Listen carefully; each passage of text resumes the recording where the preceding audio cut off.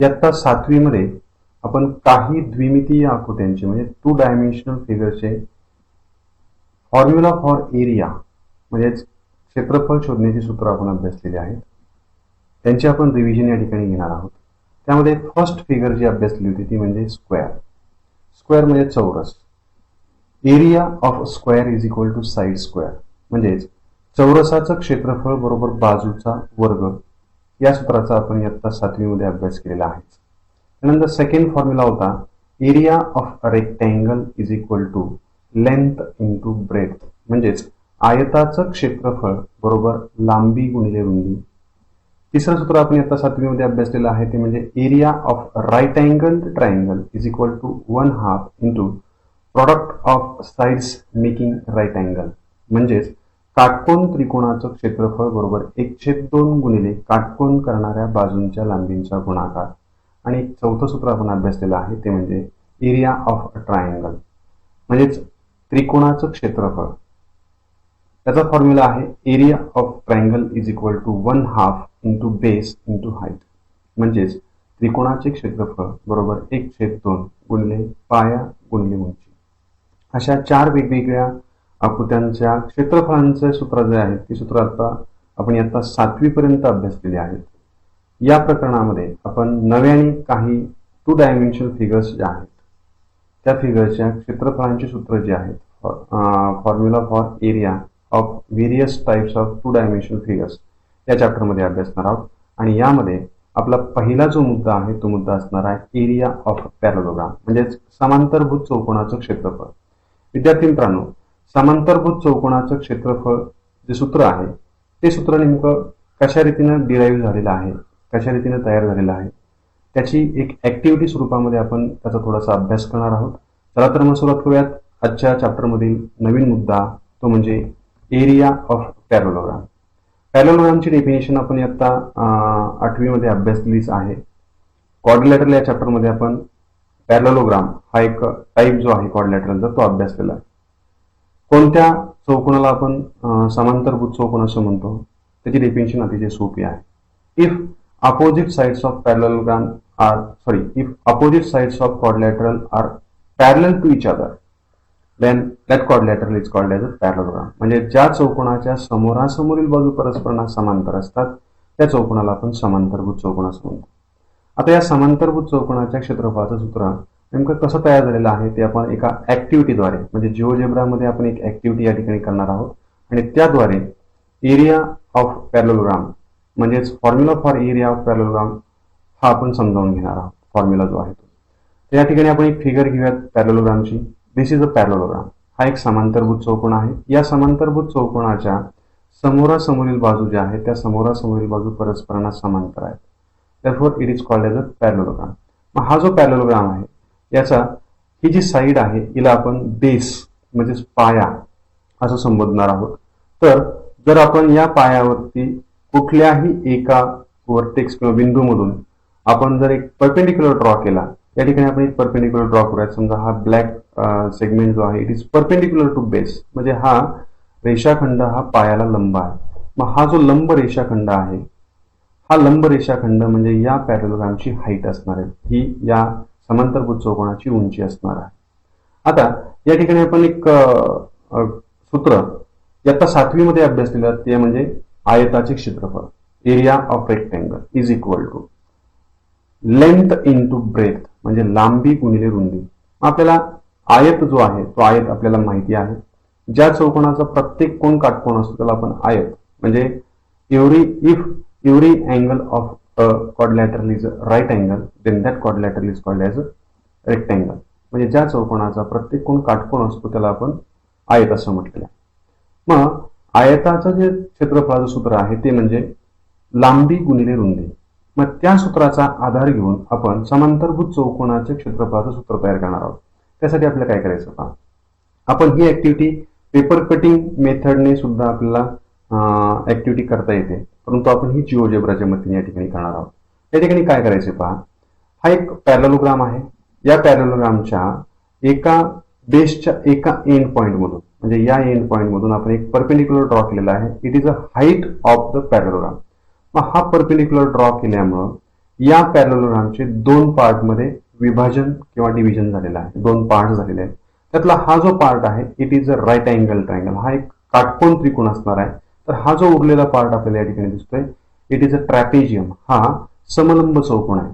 समलंब चौकोन म्हणजे सम्मुख बाजूंच्या दोन जोड्यांपैकी फक्त एकच जोडी परस्परांना समांतर असेल अशा चौकोनाला आपण समलंब चौकोन किंवा इंग्लिशमध्ये ट्रॅपेजियम असं म्हटलेलं आहे. मग जर तुम्ही पेपर कटिंग मेथडने जर ही ऍक्टिव्हिटी करत असाल तर या रीतीने आपल्याला समांतरभुज चौकोन जो आहे तो एका पेपरवर कट करून घ्यावा लागेल आणि बेसच्या एका व्हर्टेक्स, एका शिरोबिंदूतून आपण दुसऱ्या बाजूवरती एक परपेंडिक्युलर ड्रॉ करणार आहोत. इथे एक परपेंडिक्युलर ड्रॉ केलेला आहे आणि या परपेंडिक्युलर वरती आपण सीझरच्या मदतीने, कात्रीच्या मदतीने एक भाग कट करून हे दोन सेपरेट भाग मध्ये आपण विभाजन करणार आहोत. या रीतीने आपले ते दोन भाग होतील. यातील हा जो भाग आहे हा भाग असणार आहे राईट अँगल ट्रायंगल, म्हणजे हा काटकोन त्रिकोण असेल तर हा समलंब चौकोन असणार आहे. मग आता हे दोन जे पार्ट्स आहेत ते दोन पार्ट्स आपण रिअरेंज करणार आहोत. रिअरेंज म्हणजे हा जो कट केलेला त्रिकोण आहे तो कट केलेला त्रिकोण आपण समलंब चौकोनाला वेगळ्या पद्धतीने अशा रीतीने जोडणार आहोत की जेणेकरून तयार होणारी नवीन जी आकृती असणार आहे ती आकृती आयताची तयार होईल. मग ही जी आकृती आहे ही आकृती आपण याला या रीतीने इकडे कनेक्ट करणार आहोत. जर आपण ती इकडे कनेक्ट केले म्हणजे चौकोन हा समांतरभुज चौकोन असेल, पॅरलोग्राम असेल, तर त्याच्या बेसच्या एका पॉइंट मधून, एका एंड पॉइंट मधून आपण एक परपेंडिक्युलर ड्रॉ करून त्या सेगमेंटवरती कात्रीच्या मदतीने आपण जर कट केला तर या रीतीने आपल्याला दोन फिगर तयार होणार आहेत. आणि हा जो त्रिकोण आहे तो त्रिकोण जर आपण पुढच्या बाजूला या ठिकाणी घेऊन तो जर या ठिकाणी आपण पेस्ट केला, इथे आपण चिकटवला, तर ही जी फिगर तयार होणार आहे ही फिगर तयार होणारी फिगर असणार आहे आयताची. आता आयताच्या क्षेत्रफळाचं सूत्र आपल्याला माहिती आहे. आयताचं क्षेत्रफळ बरोबर लांबी गुणिले रुंदी. आता या ठिकाणी त्या सूत्राचा उपयोग करून आपल्याला काय करता येणं शक्य आहे, तर या ठिकाणी जर आपण ऑब्झर्वेशन केलं तर ही जी फिगर आपण तयार केलेली आहे आयताची ती एका समांतरभुज चौकोनापासून तयार केलेली आहे. याचा अर्थ आपला मूळचा समांतरभुज चौकोन म्हणजेच ओरिजिनल पॅरलोग्राम आणि हा तयार झालेला रेक्टँगल या दोघांचाही एरिया सेम असणार आहे. म्हणून या ठिकाणी आपण एक स्टेटमेंट लिहूयात, the rectangle is form from the parallelogram. हा जो आयत आहे तो आयत आपण समांतरभुज चौकोनापासून तयार केलेला आहे. Therefore areas of both the figures are equal, म्हणजे या दोनही आकृत्यांचे म्हणजे समांतरभुज चौकोन आणि आयत म्हणजेच पॅरलोग्राम आणि रेक्टँगल या दोघांचेही एरिया म्हणजे क्षेत्रफळ समान असणार आहे. म्हणून या ठिकाणी आपण असं एक विधान करू शकतो, area of parallelogram is equal to area of rectangle. आता आयताच्या क्षेत्रफळाचं सूत्र आपल्याला माहिती आहे, ते सूत्र आहे लांबी गुणिले रुंदी. म्हणून या ही जी आपली साईड आहे एरिया ऑफ रेक्टँगल ही आपण रिप्लेस करूयात लांबी गुणिले रुंदी म्हणजे length into breath. It is the formula for area of rectangle. म्हणजे त्या दोन चौकोनांच्या, दोन वेगवेगळ्या प्रकारच्या चौकोनांचे क्षेत्रफळ हे समान आहेत कारण आपण समांतरभुज चौकोनापासूनच आयत तयार केलेला असल्यामुळं या दोनही आकृत्यांची क्षेत्रफळ समान आहेत. म्हणून आपण या ठिकाणी लिहिलेलं आहे area of parallelogram is equal to area of rectangle. Now formula for area of rectangle is equal to length into breadth. आता पहा आयताच्या क्षेत्रफळ सूत्र आपण या ठिकाणी लिहिलं आहे, पण ज्यावेळी हा चौकोन हा समांतरभुज चौकोन होता त्यावेळी ही जी साइड आहे it is called as base and this side is called as height of the parallelogram. परंतु जेव्हा आपण या दोन जे पीस आहेत याचा पॅरलोग्रामचे ते जेव्हा आपण रिअरेंज करतो, एकमेकांना वेगळ्या पद्धतीने पेस्ट करतो, त्यावेळी तयार झालेली जी आकृती असणार आहे ती असणार आहे आयताची. मग याच्या बाबतीमध्ये हा जो बेस आहे, द बेस जो असणार आहे तो बेस म्हणजे या रेक्टँगलची लेंथ असणार आहे. म्हणून या ठिकाणी आपण एक स्टेटमेंट लिहूयात, base of the parallelogram is the length of the rectangle. म्हणजे हा जो बेस आहे हा बेस म्हणजे या आयताची लांबी असणार आहे and its height is the breadth of the rectangle. म्हणजे त्याची जी हाईट आहे समांतरभुज चौकोनाची तिला आपण या आयताची रुंदी असं आपण या ठिकाणी म्हणणार आहोत. म्हणजे बेस जो आहे त्या बेसला आपल्याला म्हणता येईल लेंथ आणि हाईटला म्हणता येईल ब्रेथ. म्हणजे हा जो बेस आहे तो बेस असणार आहे समांतरभुज चौकोनाचा, हाईट असणार आहे समांतरभुज चौकोनाची, परंतु बेस म्हणजेच आयताची लांबी आणि हाईट म्हणजेच आयताची रुंदी असणार आहे. म्हणून या ठिकाणी आपण हा जो लेंथ आहे ती लेंथ आपण रिप्लेस करणार आहोत बेसने आणि ब्रेथ रिप्लेस करणार आहोत हाईटने. Therefore we get instead of length it is base into, instead of breadth it is height. That means area of the parallelogram is equal to base into height. म्हणजे समांतरभुज चौकोनाचं क्षेत्रफळ म्हणजे बेस इंटू हाईट, म्हणजे पाया गुणिले उंची, असं एक नवीन सूत्र आपल्याला या नवीन फिगरचं मिळालेलं आहे, जो आपला पॅरलोग्राम असणार आहे. म्हणजे हा जो पॅरलोग्राम होता याचं क्षेत्रफळाचं सूत्र आता तयार झालेलं आहे. Area of parallelogram is equal to base into height. आता या सूत्राचा उपयोग करून आपल्याला या प्रॅक्टिस सेट या चॅप्टरमधील प्रॅक्टिस सेट 15.1 मधील अतिशय सोपी एक्झाम्पल्स आपल्याला सॉल्व्ह करायचे आहेत. त्यासाठी आपल्याला हा फॉर्म्युला जो आहे तो फॉर्म्युला आपला पाठ असणं गरजेचं आहे. आता नवीन फॉर्म्युला आपण शिकलेलो आहोत. Area of parallelogram is equal to base into height. हा फॉर्म्युला आपण शोधलेला आहे आयताच्या क्षेत्रफळाच्या सूत्रावरून. त्यासाठी आपण सिंपल एक जिओजेब्रा हे जे सॉफ्टवेअर आपण या ठिकाणी वापरतो आहोत त्याच्या मदतीने ही एक ऍक्टिव्हिटी आपण केलेली आहे. हीच तुम्ही पेपर कटिंग मेथडने करू शकता. आता या फॉर्म्युल्याचा उपयोग करून आपण सुरुवात करूयात प्रॅक्टिस सेट 15.1 मधील एक्झाम्पल्सला. प्रॅक्टिस सेट 15.1 मध्ये फक्त 3 सोपी एक्झाम्पल्स आहेत. त्यामधील फर्स्ट एक्झाम्पल आपण या ठिकाणी पाहणार आहोत. If base of the parallelogram is 18 centimetre and its height is 11 centimetre then find its area. आता आपल्या या ठिकाणी पॅरलोग्रामचा जो बेस आहे तो बेस दिलेला आहे 18 सेंटीमीटर, त्याची उंची म्हणजे हाईट दिलेली आहे 11 सेंटीमीटर. आपल्याला त्या पॅरलोग्राम म्हणजे समांतरभुज चौकोनाचा एरिया म्हणजे क्षेत्रफळ शोधायचा आहे. एक्झाम्पल सोडत असताना आपण प्रॉपर वेने वेगवेगळ्या स्टेप ज्या आहेत त्या क्रमाने काळजीपूर्वक मांडून हे एक्झाम्पल सॉल्व्ह करणार आहोत. सुरुवातीला सोल्युशन मध्ये आपण गिव्हन थिंग्स जे आहेत काय काय आपल्याला दिलेलं आहे ते या ठिकाणी नोट करणार आहोत. First, base of the parallelogram it is 18 centimetre and height of the parallelogram is 11 centimetre. Now what is the formula for area of parallelogram? Formula for area of parallelogram is base into height. Write this formula. Area of parallelogram is equal to base into height. Now base is 18 centimeter and height is 11 centimeter. Replace base by 18 and height by 11. We get area of a parallelogram is equal to 18 into 11. If we take product of these two numbers, we get area of parallelogram is equal to 198 square centimeter. Square centimeter is the unit of the area. म्हणजे चौरस centimetre किंवा सेंटीमीटरचा वर्ग ही क्षेत्रफळाचं म्हणजे एरियाचं एकक म्हणजे unit आहे. हा simple 2 मार्कांचा आपल्याला प्रश्न आहे. यासाठी फक्त आपल्याला काय माहिती असणं आवश्यक आहे ते म्हणजे formula for area of a parallelogram is equal to base into height. याच फॉर्म्युलाचा उपयोग करून आपण सेकंड एक्झाम्पल सॉल्व्ह करूयात. फक्त या फर्स्ट एक्झाम्पल मध्ये आपल्याला बेस आणि हाईट दिलेली होती, त्यावरून आपण एरिया शोधलेला आहे. आता काही एक्झाम्पल्स अशी असतील आपल्याला एरिया आणि बेस देतील त्यावेळी आपल्याला हाईट शोधायची असेल, किंवा एरिया आणि हाईट देतील त्यावेळी आपल्याला बेस शोधायचा असेल. त्या प्रकारचं सेकंड एक्झाम्पल आहे.